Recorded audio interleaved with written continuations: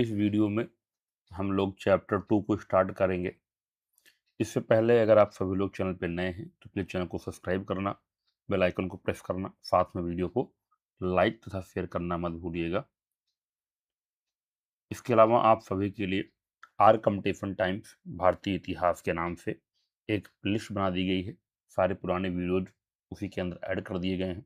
तो अगर आपने पुराने वीडियोज को नहीं देखा है तो आप लोग जा करके जो है पुराने वीडियोज को भी देख सकते हैं। चलिए स्टार्ट करते हैं चैप्टर नंबर 2 को। भारत की भौगोलिक संरचना एवं इतिहास पर प्रभाव। पहले बात करेंगे भारत का नामकरण। ऐसी मान्यता है कि पौराणिक राजा दुष्यंत एवं उनकी पत्नी शकुंतला के पुत्र भारत के नाम पर इस देश का नाम भारत पड़ा। भरत नाम सर्वप्रथम ऋग्वेद में मिलता है। एक भूभाग के रूप में भारतवर्ष शब्द सर्वप्रथम प्रथम शताब्दी ईसा पूर्व के खारवेल के हाथी गुम्फा अभिलेख में मिलता है। भारतवर्ष अर्थात भरतों का देश। वैदिक कालीन जन कबीला भरत के नाम पर इसका नाम भारत पड़ा, ये भी कुछ विद्वान मानते हैं। अशोक के अभिलेखों में भारत का नाम जम्बू द्वीप मिलता है। जम्बू नामक वृक्ष की उपलब्धता के कारण इसे जम्बू द्वीप कहा गया। प्रथम गौड़ शिलालेख में इसकी जानकारी मिलती है।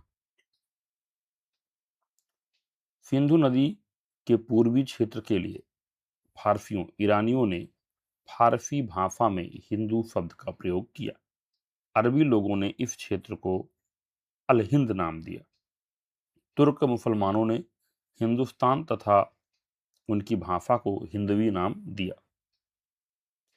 हिंदू शब्द की व्युत्पत्ति सिंधु नदी के नाम से हुई है। फारस वासी आधुनिक ईरान फा का उच्चारण हा के रूप में करते थे, इसीलिए उन्होंने सिंधु उच्चारण हिंदू के रूप में किया। अतः सिंधु नदी के पूर्व दिशा की ओर भूमि को हिंदुस्तान कहा जाता था।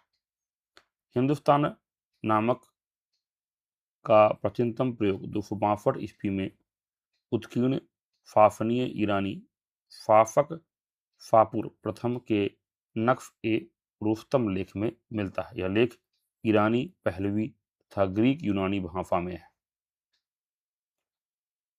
यूनानियों ने इस देश को इंडिया नाम दिया। सर्वप्रथम हेरोडोटस ने यूनानी और रोमवासी सिंधु को इंडस और इसके पूर्व की भूमि को इंडिया कहते थे।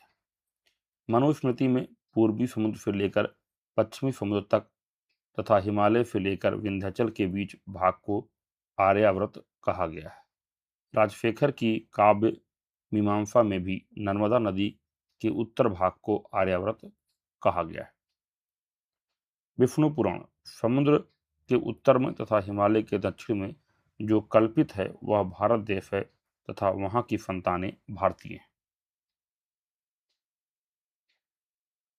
भारत में नृजातीय तत्व बीएफ गुहा ने सिर्फ सूचकांक के आधार पर भारत की आदिम जातियों को 6 भागों में बांटा है। नेग्रिटो यह भारत की सबसे प्राचीन प्रजाति थी। दूसरा प्रोटो ऑस्ट्रेलैड ये भारतीय जनसंख्या के आधारभूत अंग थे। नाग मकर कश्यप पूजा चंद्रगणना निछावर तथा लिंगोपासना मृत्युत्तर विश्वास आदि भारतीय संस्कृति को इनकी देन रही है। मंगलोइड इनकी भाषा चीनी तिब्बत समूह किरात की भाषा से मिलती है। तंत्र वामाचार शक्ति पूजा आदि धार्मिक कृत्यों का आविर्भाव मंगोल जाति के प्रभाव की देन है। मेडिटेरेनियन भूमध्य सागरीय यह प्रजाति के वंशज भारत में बड़ी संख्या में विद्यमान है। सामान्यतः इस प्रजाति का संबंध द्रविड़ जाति से है। नौ परिवहन कृषि व्यापार वाणिज्य नगरीय सभ्यता का भारत में सूत्रपात इसी प्रजाति की देन है। नॉर्डिक इस प्रजाति को आर्यों का प्रतिनिधि तथा हिंदू सभ्यता का जनक कहा जाता है। आर्य वस्तुतः एक भाषिक पद है। पश्चिमी ब्रेकाइसेफलस अल्पाइन डिनारिफ आर्मिनॉइड। भारत की अवस्थिति एवं विस्तार। यह उत्तर में हिमालय पर्वत, उत्तर पश्चिम में हिंदकुश एवं सुलेमान श्रेणियां, उत्तर पूर्व में पूर्वांचल पहाड़ियां तथा दक्षिण में विशाल हिंद महासागर से सीमांकित एक बृहत भौगोलिक इकाई है जिसे भारतीय उपमहाद्वीप कहा जाता है। भारतीय उपमहाद्वीप के अंतर्गत पाकिस्तान, नेपाल, भूटान, बांग्लादेश और भारत सहित कुल 5 देश आते हैं। भारत अक्षांशीय एवं देशांतरीय दृष्टि से क्रमशः उत्तरी गोलार्ध और पूर्वी गोलार्ध में स्थित है। भारत की मुख्य भूमि दक्षिण से उत्तर 8 डिग्री 4 मिनट से 37 डिग्री 6 मिनट उत्तरी अक्षांशों एवं पश्चिम से पूर्व 68 डिग्री 7 मिनट से 97 डिग्री 25 मिनट पूर्वी देशांतरों के मध्य फैली हुई है। 82.5 डिग्री पूर्वी देशांतर इसके लगभग मध्य से होकर गुजरती है, जो कि देश का मानक समय है। ग्रीनविच समय से 5 घंटा 30 मिनट आगे है। 82.5 डिग्री पूर्वी देशांतर इलाहाबाद के निकट मिर्जापुर से होकर गुजरती है। इस देशांतर रेखा को भारत की मानक देशांतर रेखा भी कहा जाता है। यह भारत के 5 राज्यों उत्तर प्रदेश, मध्य प्रदेश, छत्तीसगढ़, उड़ीसा एवं आंध्र प्रदेश से होकर गुजरती है। भारत का दक्षिणतम बिंदु इंदिरा पॉइंट है, जिसे पिग्मिलियन पॉइंट भी कहते हैं, जो 6 डिग्री 4 मिनट उत्तरी अक्षांश पर निकोबार द्वीप समूह में स्थित है। जबकि मुख्य भूमि का दक्षिणतम बिंदु कन्याकुमारी के पास कुमारी अंतरीप केप कमोरिन दक्षिणतम छोर है, जो 8 डिग्री 4 मिनट उत्तरी अक्षांश पर स्थित है, जो तमिलनाडु राज्य में स्थित एक द्वीप है। भारत का उत्तरी बिंदु जम्मू कश्मीर में इंदिरा कॉल 37 डिग्री 6 मिनट उत्तरी अक्षांश और पूर्वी बिंदु अरुणाचल प्रदेश में किबथू 97 डिग्री 25 मिनट पूर्वी देशांतर में स्थित है। पश्चिमी बिंदु गुजरात में गौर मोता 68 डिग्री 7 मिनट पूर्वी देशांतर में स्थित है। कर्क रेखा भी भारत के मध्य से गुजरती है। यह भारत के जिन प्रदेशों से होकर गुजरती है वह हैं गुजरात, राजस्थान, मध्य प्रदेश, छत्तीसगढ़, झारखंड, पश्चिम बंगाल, त्रिपुरा तथा मिजोरम। कर्क रेखा 23.5 डिग्री उत्तरी अक्षांश भारत को लगभग 2 बराबर भागों उत्तरी भारत एवं दक्षिणी भारत में बांटती है, जिसका दक्षिणी हिस्सा उष्ण कटिबंध और उत्तरी हिस्सा उपोष्ण कटिबंध या कोष्ण शीतोष्ण कटिबंध कहलाता है। अतः भारत का विस्तार उष्ण एवं उपोष्ण दोनों कटिबंध में है। भारतीय भूभाग की लंबाई पूर्व से पश्चिम तक 2933 किलोमीटर तथा उत्तर से दक्षिण तक 3214 किलोमीटर है। भारत का भौगोलिक क्षेत्र 32,87,263 वर्ग किलोमीटर है, जो विश्व के कुल क्षेत्रफल का 2.43% है। क्षेत्रफल के दृष्टिकोण से भारत का रूस, कनाडा, चीन, यूएसए, ब्राजील तथा ऑस्ट्रेलिया के बाद 7वां स्थान है। भारत की स्थलीय सीमा की लंबाई 15,200 किलोमीटर तथा मुख्य भूमि की तटीय सीमा की लंबाई 6,100 किलोमीटर है। द्वीपों समेत देश के कुल तटीय सीमा 7,516.5 किलोमीटर है। इस प्रकार भारत की कुल सीमा 22,716.5 15,200 प्लस 751 सॉरी 7,516.5 किलोमीटर है। कुल मिला कितना हो जाएगा 22,716.5 किलोमीटर। गुजरात की तटीय सीमा 1214 किलोमीटर सबसे लंबी है, क्योंकि इसमें सर्वाधिक क्रीक हैं। सबसे छोटी तटीय सीमा गोवा की है। देश में 28 राज्य, 8 केंद्र शासित अंडमान एवं निकोबार, चंडीगढ़, जम्मू कश्मीर, लद्दाख, दिल्ली, पौंडीचेरी, लक्षद्वीप, दमन एवं दीव, दादरा एवं नगर हवेली प्रदेश हैं। भारत के पड़ोसी देश। भारत के निकटतम पड़ोसी पाकिस्तान, अफगानिस्तान, चीन, नेपाल, भूटान, म्यांमार तथा बांग्लादेश हैं। श्रीलंका भारत का सबसे निकटतम समुद्री पड़ोसी देश है, जबकि इंडोनेशिया दूसरा निकटवर्ती समुद्री पड़ोसी। पाकिस्तान 3,310 किलोमीटर की सीमा को स्पर्श करने वाला भारत राज्य केंद्र शासित प्रदेश कितने हैं 5 लद्दाख, जम्मू कश्मीर, पंजाब, राजस्थान तथा गुजरात। तो इन 5 राज्यों को जो है पाकिस्तान टच करता है। अफगानिस्तान 80 किलोमीटर की सीमा है। स्पर्श करने वाले एकमात्र भारतीय केंद्र शासित प्रदेश लद्दाख है। भारत एवं अफगानिस्तान के बीच डूरंड लाइन है।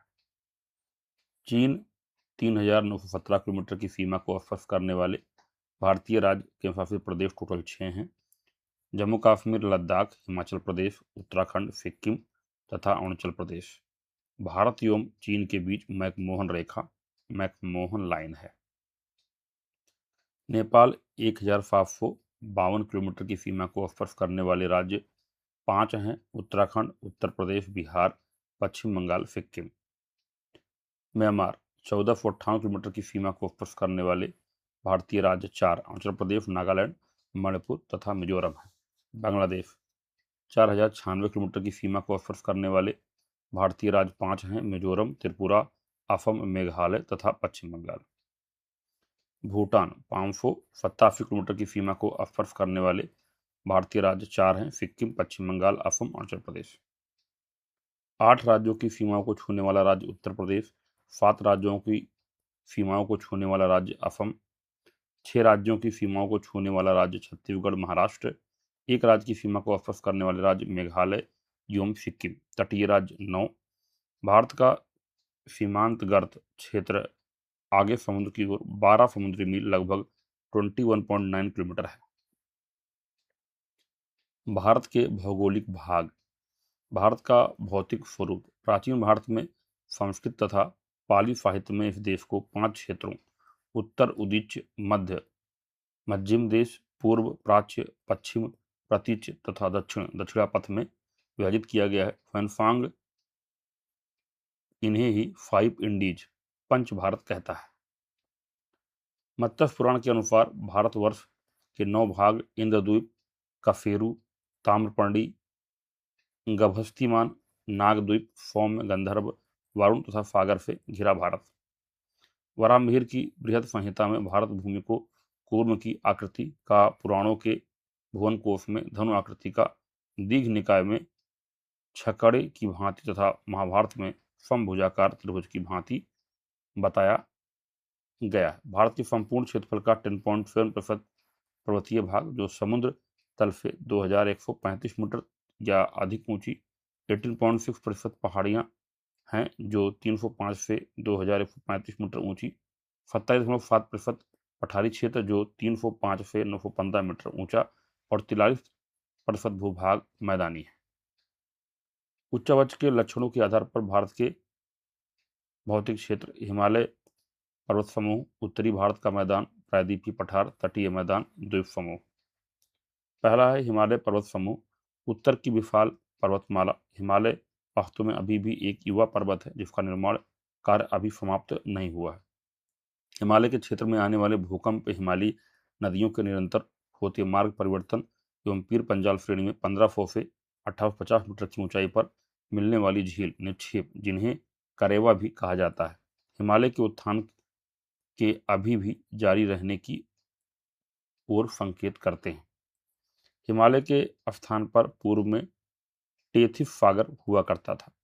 हिमालय पश्चिम से पूर्व की ओर 2400 किलोमीटर लंबाई से एक चांप के आकार में फैला हुआ है। उच्चावच के आधार पर इसे निम्न भागों में विभाजित किया गया है। पहला है आपका महान हिमालय, बृहद हिमालय, सर्वोच्च हिमालय या आंतरिक हिमालय। इसे प्राचीन ग्रंथों में हिमाद्री, मध्य हिमालय, मुख्य हिमालय अथवा बर्फीला हिमालय कहा गया है। यह पश्चिम में सिंधु नदी के मोड़ के पास से पूर्व में ब्रह्मपुत्र नदी के मोड़ तक 2400 किलोमीटर लंबाई तक एक चांप के आकार में टेढ़ी रेखा के समान फैला हुआ है। बृहद हिमालय की औसत ऊंचाई 6000 किलोमीटर है। इसकी सभी चोटियां हिम से ढकी रहती हैं। यह भाग बहुत ऊंचे, तेज ढाल, ऊंची चोटियां, घाटियों की खड़ी दीवारों वाला है। मध्य भाग में नेपाल में स्थित है, जो सबसे ऊंचा भाग है। विश्व की उच्चतम चोटियां इसी हिमालय में स्थित हैं, जो कि यहाँ पर दी गई हैं। माउंट एवरेस्ट 8,848 मीटर नेपाल में है। गॉडविन ऑस्टिन केटू 8,611 मीटर भारत में है। कंचनजंगा 8,598 मीटर भारत में है। मकालू 8,481 मीटर नेपाल में है। धौलागिरी 8,172 मीटर नेपाल में है। गंगोत्री व यमुनोत्री नदियाँ महा हिमालय से ही निकलती हैं। काराकोरम, कृष्णागिरी, लद्दाख व जस्कर श्रेणी महा हिमालय में है। लघु या मध्य हिमालय या हिमाचल श्रेणी औसत ऊंचाई 3000 मीटर है। प्रमुख सौफ्तवर्धक स्थल शिमला, मसूरी, चकराता, नैनीताल, रानीखेत, दार्जिलिंग आदि हैं। इसमें कोणधारी वन मिलते हैं तथा ढालों पर छोटे छोटे मैदान मिलते हैं, जिन्हें कश्मीर में मर्ग अथवा उत्तराखंड में बुगियाल और पयार कहते हैं। मध्य और महान हिमालय के बीच दो खुली घाटियां पाई जाती हैं। पश्चिम में कश्मीर की घाटी, जिसका क्षेत्रफल 4900 किलोमीटर है। पूर्व में काठमांडू घाटी, जो नेपाल में स्थित है। इस श्रेणी में पीर पंजाल और बनिहाल प्रमुख दर्रे स्थित हैं। पीर पंजाल, धौलाधर, नाग, टिब्बा एवं महाभारत श्रेणियां लघु हिमालय का ही भाग हैं। उप हिमालय, बाह्य हिमालय अथवा शिवालिक हिमालय या पश्चिम में पोटवार बेसिन के दक्षिण से प्रारंभ होकर पूर्व की ओर कोसी नदी तक फैली है। यह 2400 किलोमीटर लंबाई में स्थित है। इसकी औसत ऊंचाई से 600 मीटर है। शिवालिक को जम्मू पहाड़ियां तथा आंध्र प्रदेश में डाफला, मिरी, अबोर, मिजमी पहाड़ियों के नाम से जाना जाता है। शिवालिक हिमालय का सबसे नवीन भाग है। ऊंचा नीला धरातल, तेज ढाल, भूस्खलन के कारण जमा हुआ अवसाद तथा गहरी घाटियां पाई जाती हैं। गोरखपुर के पास इसे डोंडवा, पूर्व की ओर चूरिया और मूरिया कहते हैं। इसकी घाटियों के पश्चिम में दून, देहरादून, कोटरी दून, पाटली दून और पूर्व में द्वार, हरिद्वार कहते हैं। हिमालय का प्रादेशिक वर्गीकरण, कश्मीर या पंजाब हिमालय सिंधु और सतलज के बीच 560 किलोमीटर की दूरी में फैला हुआ है। यहाँ हिमालय क्रमिक रूप से ऊंचाई प्राप्त करता है। काराकोरम, लद्दाख, जाफकर, पीर पंजाल, धौलाधर श्रेणियाँ इसी के भाग हैं। हिमालय की चौड़ाई यहाँ सर्वाधिक है एवं यह 250 से 400 किलोमीटर चौड़े क्षेत्र में फैला हुआ है। कुमायूं हिमालय या सतलज और काली नदियों के बीच 320 किलोमीटर की दूरी में फैला हुआ है। यह उत्तरांचल क्षेत्र में विस्तृत है। नंदा देवी, कॉमेट, बद्रीनाथ, केदारनाथ, त्रिशूल आदि इसके प्रमुख शिखर हैं। नेपाल हिमालय या काली और तीस्ता नदियों के बीच 800 किलोमीटर की दूरी में फैला हुआ है। यहाँ हिमालय की चौड़ाई अत्यधिक कम, परंतु हिमालय के सर्वोच्च शिखर यहीं मिलते हैं, जैसे एवरेस्ट, कंचनजंगा, मकालू आदि। असम हिमालय या तीस्ता एवं दिहांग, सांगपो, ब्रह्मपुत्र नदियों के बीच 720 किलोमीटर की दूरी में फैला हुआ है। यहाँ हिमालय की ऊंचाई पुनः कम होने लगती है। मैदानी भाग में इसका ढाल काफी तीव्र है। प्रमुख दर्रे, जम्मू कश्मीर के लद्दाख क्षेत्र में स्थित काराकोरम दर्रा भारत का सबसे ऊंचा दर्रा है, 5654 मीटर। यहाँ से चीन को जाने वाली एक सड़क भी बनाई गई है। बुर्जिल दर्रा श्रीनगर से गिलगित को जोड़ती है। जोजिला दर्रा जाफकर श्रेणी में स्थित है। इससे श्रीनगर से लेह का मार्ग गुजरता है। फिर पंजाल दर्रे से कुलगांव से कोठी जाने का मार्ग गुजरता है। बनिहाल दर्रे से जम्मू से श्रीनगर जाने का मार्ग गुजरता है। जवाहर सुरंग भी इसी में स्थित है। शिवकिला दर्रा शिमला से तिब्बत को जोड़ता है। बड़ा लाचला दर्रे से मंडी से लेह जाने का मार्ग गुजरता है। थागाला, माना, नीति व लिपलोक दर्रा उत्तरांचल के कुमाऊं श्रेणी में स्थित है। इनसे मानसरोवर झील व कैलाश घाटी का मार्ग गुजरता है। सिक्किम में स्थित नाथुला व जिलेपला दर्रे का व्यापक सामरिक महत्व है। यहाँ से दार्जिलिंग व चुम्बी घाटी से होकर तिब्बत जाने का मार्ग है। बोमडिला व यांगयाप दर्रा आंध्र प्रदेश में स्थित है। बोमडिला दर्रे से त्वांग घाटी होकर तिब्बत जाने का मार्ग जाता है, जबकि यांगयाप दर्रे के पास ही ब्रह्मपुत्र नदी भारत में प्रवेश करती है। यहाँ से चीन के लिए भी मार्ग जाता है। दीफू व पांग साड दर्रा आंध्र प्रदेश से भारत म्यांमार की सीमा पर स्थित है। मणिपुर में स्थित तुजू दर्रे से इम्फाल से तामू और म्यांमार जाने का मार्ग गुजरता है। रोहतांग दर्रा या हिमाचल प्रदेश में है। भारत के उत्तर पश्चिम में स्थित खैबर, बोलन, गोमल, कुर्रम तथा टोची दर्रे भी ऐतिहासिक दृष्टि से अति महत्वपूर्ण थे। इनमें सबसे प्रसिद्ध खैबर दर्रा है। इससे होकर काबुल, पेशावर का मार्ग जाता है। सिकंदर एवं महमूद गजनबी का भारत पर आक्रमण इसी दर्रे से हुआ था। गौरी भारत में गोमल दर्रे से आया था। मध्य युग तक प्रमुख विदेशी आक्रमण ईरानी, यूनानी, शक, पहलव, कुफाण, हूण, तुर्क इन्हीं दर्रों में हुए। ये दर्रे भारत का विदेशों से सांस्कृतिक तथा व्यापारिक संबंध स्थापित करने का साधन भी रहे। फाहियान तथा हुएनसांग जैसे यात्री इन्हीं दर्रों से होकर भारत आए। भारतीय आर्यों का प्रवेश भी इन्हीं दर्रों से हुआ था। उत्तर पश्चिम में भारतीय उपमहादेश की वैज्ञानिक सीमा काराकोरम तथा हिंदकुश पर्वत है। यहाँ सुलेमान, सफेद कोह तथा किरथर पर्वत है जो भारत को अफगानिस्तान एवं बलूचिस्तान से पृथक करते हैं। बलूचिस्तान का समुद्र तट मकरान तट कहलाता है। भौगोलिक दृष्टि से मेघालय का पठार उत्तर पूर्वी पहाड़ियों का ही भाग है। इस पठार पर गारो, खासी, जयंतियां पहाड़ियां हैं। संरचनात्मक दृष्टि से मेघालय प्रायद्वीपीय पठार का भाग है। हिमालय श्रृंखला को म्यांमार में अराकान योमा के नाम से जाना जाता है। अंडमान निकोबार द्वीप समूह हिमालय के ही भाग हैं। उत्तरी भारत का मैदान। भारतीय इतिहास में यह मैदान बहुत महत्वपूर्ण है। भारत की सभ्यता, संस्कृति का विकास इसी मैदान में हुआ है। मैदान की उपजाऊ मिट्टी, उपयुक्त जलवायु, पर्याप्त जल आपूर्ति के आधार पर ऐसी कृषि का विकास हुआ जिसमें लोगों की जरूरत से ज़्यादा उत्पादन होता था। इस अधिशेष उत्पादन से सभ्यता के विकास में बड़ा भारी योगदान किया है। उत्तरी मैदानी प्रदेश भारत का हृदय स्थल तथा संस्कृत तथा सभ्यता का पोषण स्थल कहलाता है। हड़प्पा संस्कृत का उद्भव विकास सिंधु घाटी में, वैदिक संस्कृत का उद्भव पश्चिमोत्तर प्रदेश तथा पंजाब में तथा विकास पश्चिमी गंगा घाटी में हुआ। लौह मूलक वैदिकोत्तर संस्कृत मध्य गंगा घाटी में फूली फली। गुप्त युग में निचली गंगा घाटी तथा उत्तरी बंगाल उत्कर्ष हुआ। भारत के अधिकांश समृद्धशाली साम्राज्यों, समृद्धशाली नगरों का निर्माण इसी भूक्षेत्र में हुआ। कुरुक्षेत्र, तराइन, पानीपत की रणस्थलियों ने कई बार भारतवर्ष के भाग का निर्णय किया। यहाँ स्थित नदियों को वाणिज्य तथा संचार की धमनियां माना जाता है। हस्तिनापुर, प्रयाग, वाराणसी तथा पाटलिपुत्र देश की पहली प्रमुख राजधानी है। जैसे अनेक नगर एवं राजधानियां नदी तट पर ही बसी थी। भारत में सबसे प्राचीन बस्तियां पहाड़ी इलाकों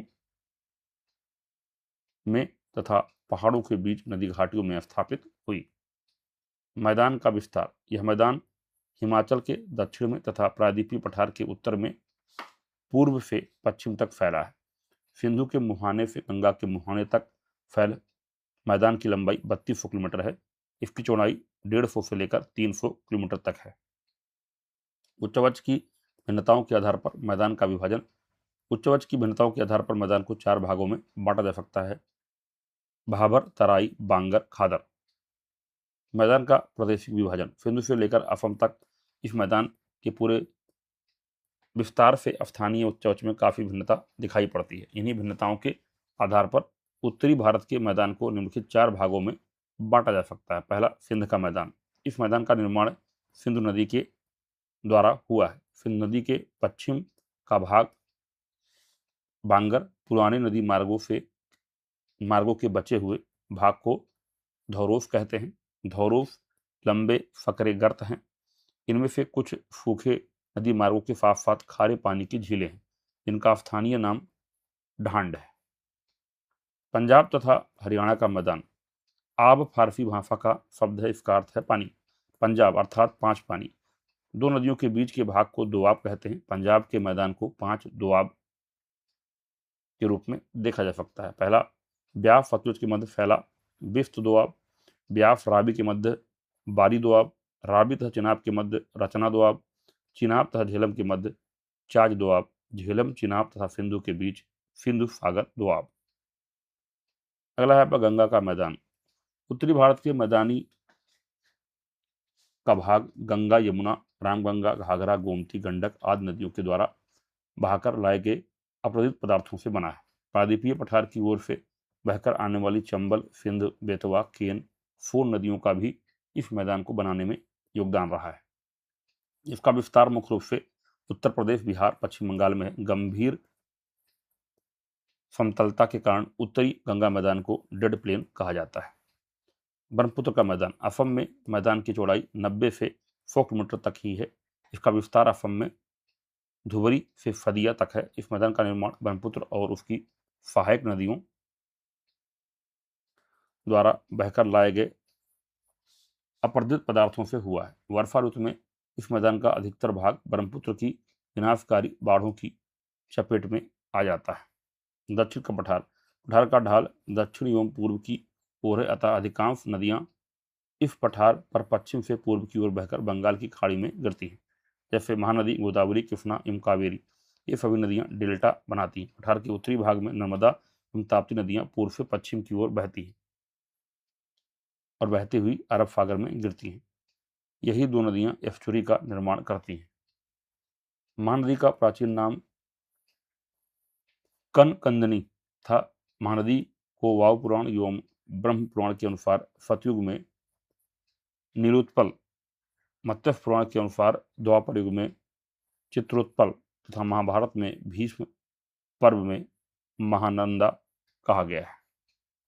नर्मदा तथा ताप्ती नदियां, विंध्य तथा सतपुड़ा पहाड़ियां और महाकांतार के वन मिलकर उत्तर भारत को दक्षिण भारत से पृथक करते हैं। इसी पृथकता के कारण दक्षिण में आर्य संस्कृति से सर्वथा भिन्न द्रविड़ संस्कृति का विकास हुआ। कृष्णा तथा तुंगभद्रा नदियों से निर्मित दोआब रायचूर दोआब कहलाता है। बौद्ध साहित्य में सूत्र निकाय तथा बोधायन धर्मसूत्र में दक्षिणापथ शब्द का उल्लेख मिलता है।